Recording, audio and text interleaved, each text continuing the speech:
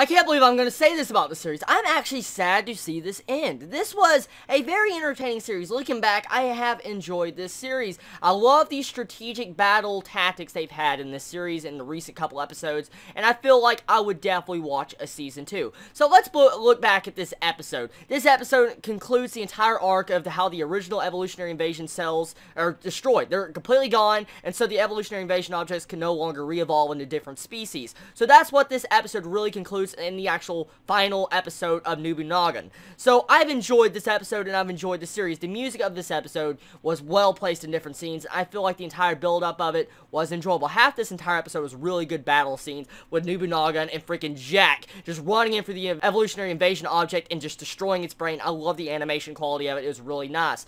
So we get some actual character backstory on Jack this episode, right at the beginning, like right in the beginning of the episode. I've enjoyed it, what they tried to explain, but it leaves us with a major question that was brought up in this episode. And actually, this entire series really left us with a couple of questions and kind of left the door open for this season finale. So let's talk about Jack first.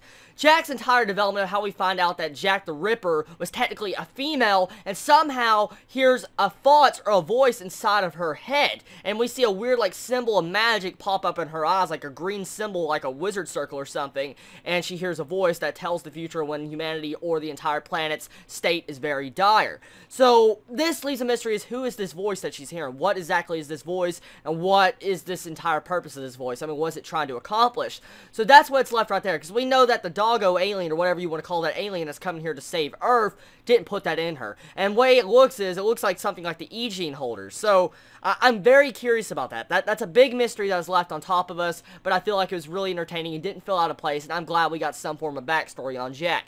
And it explains the entire aspects of how Jack knew how to go save Nobunagun last episode he's running after. Different sections and when he could think ahead when time was very critical. So I feel like it was enjoyable in that factor. So the battle animation of this episode was really enjoyable. I really liked it. So there's not much I could really comment on the actual battle scenes. It was a standard Nobunagun episode that really had good action. Overall, besides Jack, the other mysteries that are left at the end of the series is the entire reason of what happened to the other planet when the doggo aliens came in. I mean, for instance, we know the entire planet was destroyed by the evolutionary invasion objects. That's already been obvious. It was already explained, yes. But we were never truly explained how did this one survivor manage to escape and get onto Earth. That was never explained, and I wish they would actually have went more into that plot element for I could find out more.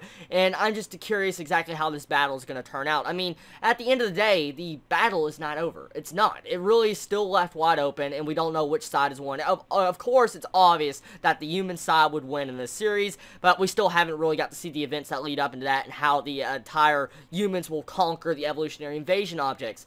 And still, I am left wondering as to why could freaking Nobunagun give us a kissing scene, but Chuni Season 2 could not give us a kissing scene?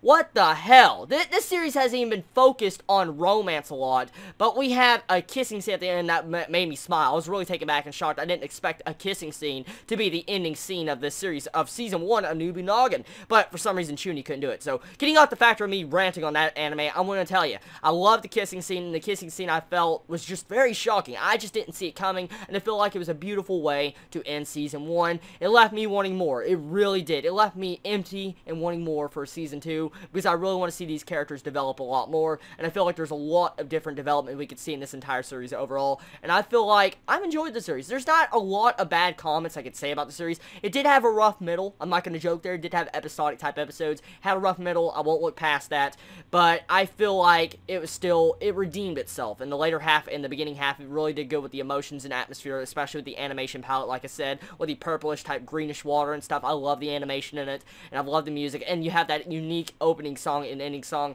So, I love it. I love the series, and I would definitely recommend this series for people that want, I guess, a very unique type anime. I mean, it's not nothing different when it comes to monsters invading the planet and, humanity's trying to save things, but we don't have any giant robots, so that kind of, makes the entire anime a little bit better, because we don't have giant mechs, fighting aliens. But I feel like this episode and this anime in a whole was enjoyable, and I will say I would rate this series, a 7.5 or an 8. One or the other, because it definitely is not that bad. It was an average series, but it managed to hold up among the crowd of the season, but this season hasn't been all around that good, but this series definitely was enjoyable, and I probably will forget about it in a couple of months, but I definitely would watch a season 2 if it ever gets released.